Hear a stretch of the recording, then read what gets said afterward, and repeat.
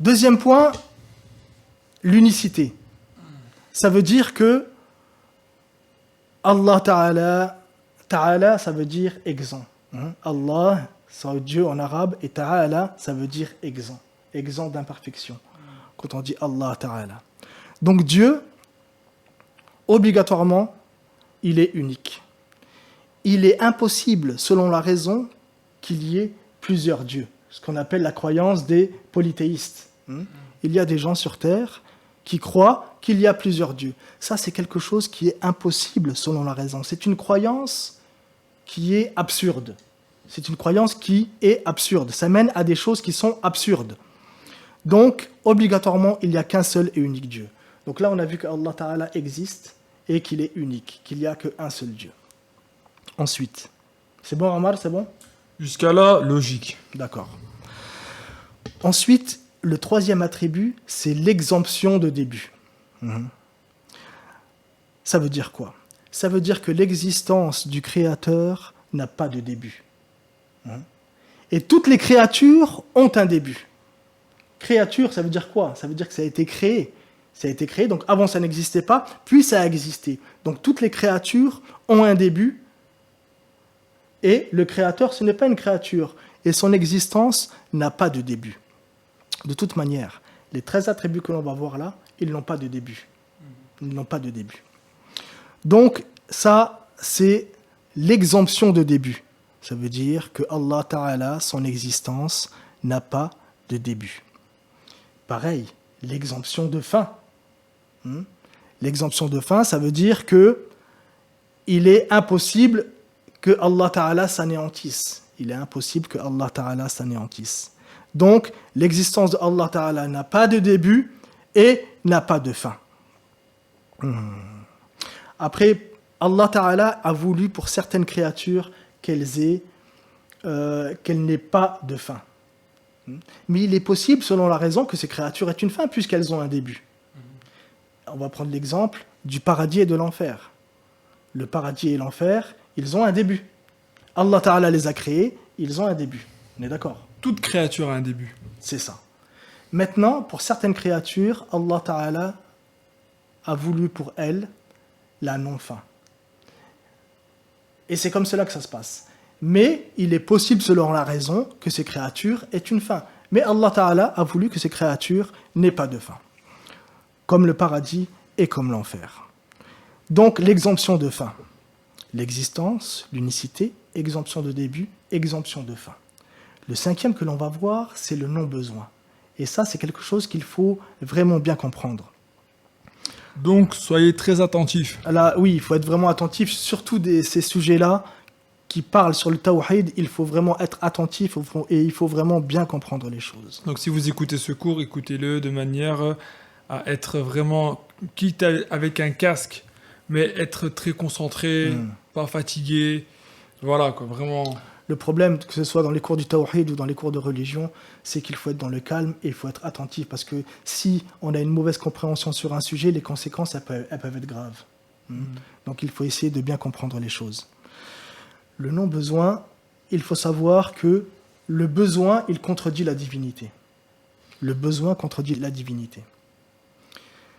Allah Ta'ala a créé toutes choses et il n'a besoin de rien. Allah Ta'ala, il a créé les anges, mais il n'a pas besoin des anges. Allah Ta'ala, il a créé les humains, mais il n'a pas besoin des humains. Et Allah Ta'ala n'a pas besoin de l'adoration de celui qui l'adore. Et Allah Ta'ala ne subit aucune nuisance de la désobéissance du désobéissant. Ça veut dire quoi? Ça veut dire celui qui adore Allah, il le fait pour lui-même. Et celui qui désobéit à Allah Ta'ala, Allah Ta'ala ne va subir aucune nuisance de cela. Donc, Allah Ta'ala n'a besoin de rien. Et nous, les créatures, nous avons besoin. Nous avons besoin à chaque instant. Et celui qui a besoin ne peut pas être Dieu. Donc nous, les créatures, nous avons des besoins. Manger, dormir, respirer. Et il y a un besoin qui va très vite. L'exemple que l'on peut donner, c'est celui-là. Celui qui veut savoir les besoins, il ferme sa bouche, il bouge son nez. Au bout de quelques secondes, il y a un besoin qui va se faire sentir assez rapidement. Donc, on a des besoins. Et Allah Ta'ala n'a besoin de rien. Ça, c'était pour l'attribut qui est le non-besoin. L'attribut suivant, c'est la puissance. La puissance, c'est un attribut de Allah Ta'ala qui lui est propre, qui lui est sien. Et par sa toute-puissance, Allah Ta'ala fait exister les choses qui sont possibles selon la raison. Et il anéantit les choses qui sont possibles selon la raison. Alors là, il convient de donner une explication supplémentaire. Et il faut faire attention à certaines questions que certains non-croyants peuvent te poser. Il est possible qu'un non-croyant te pose la question en te disant « Est-ce que Dieu peut créer un autre Dieu comme lui ?» C'est une question qui est absurde. Et on ne doit ni répondre par oui, ni répondre par non. On répond que la puissance de Dieu concerne le possible rationnel, selon la raison. Et qu'est-ce que le possible rationnel? Le possible rationnel, ce sont l'existence des créatures. L'existence des créatures, par exemple, c'est possible selon la raison. Toi, tu existes, mais il aurait été possible que tu n'existes pas. Bien sûr. D'accord ? Bien sûr. Bon, on peut faire Il est obligatoire que Dieu existe, qu'il est unique, ça c'est une obligation rationnelle. Ça, c'est les obligations rationnelles. L'existence de Dieu et l'existence des 13 attributs que l'on va voir, c'est une obligation selon la raison. Le possible rationnel, c'est les créatures, c'est l'existence des créatures. Il est possible qu'elles existent comme il est possible qu'elles n'existent pas. Et l'impossible, selon la raison, c'est par exemple un associé à Allah Ta'ala. Ça, c'est quelque chose qui est impossible selon la raison. Donc, il y a certaines questions où il ne faut pas répondre par oui ni par non. Il ne faut pas dire oui, Dieu est capable de créer un autre Dieu comme lui. Et il ne faut pas dire non, Dieu n'est pas capable de créer un autre Dieu comme lui. Il faut dire la puissance de Dieu concerne le possible rationnel. C'est ça qu'il faut répondre. Il y a certaines personnes qui peuvent poser des questions qui pourraient être un piège pour certains. Mais il faut savoir y répondre. Ça va, ça ?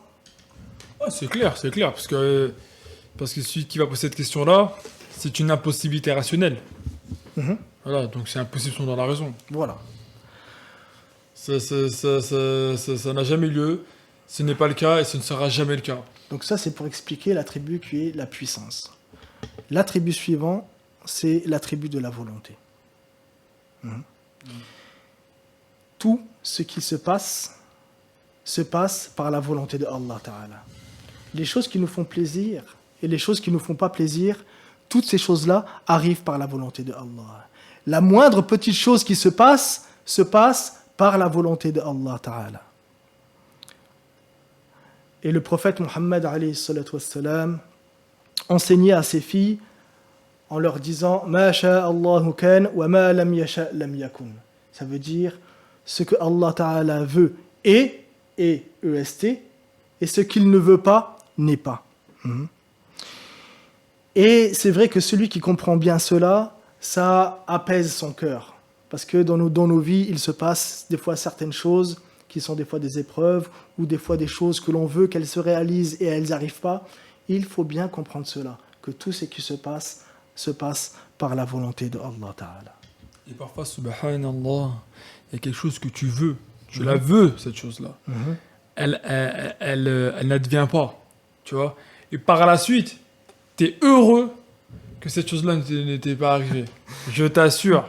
C'est possible que tu veuilles une chose et qu'en vérité, ça n'aurait pas été un bien pour toi. Et Allah Ta'ala, il fait ce qu'il veut. Allah Ta'ala fait ce qu'il veut. Et les choses arrivent au moment où Allah Ta'ala a voulu qu'elles arrivent, ces choses-là. C'était pour quel attribut, ça ? L'attribut de la volonté. La volonté, exactement. Tu vois ? Tu suis ? La volonté. La volonté. C'est l'attribut suivant, la science. Donc, l'attribut suivant, c'est la science. La science, ça vient du quel mot ? Ça vient du mot savoir. La science, ça vient du mot savoir. Pareil, cet attribut-là n'a pas de début. Il ne faut pas croire que Allah Ta'ala a eu un attribut en plus qui s'appelle la science après avoir créé les créatures. Non, Allah Ta'ala avait l'attribut de la science de toute éternité. L'attribut de la science, on l'explique assez simplement.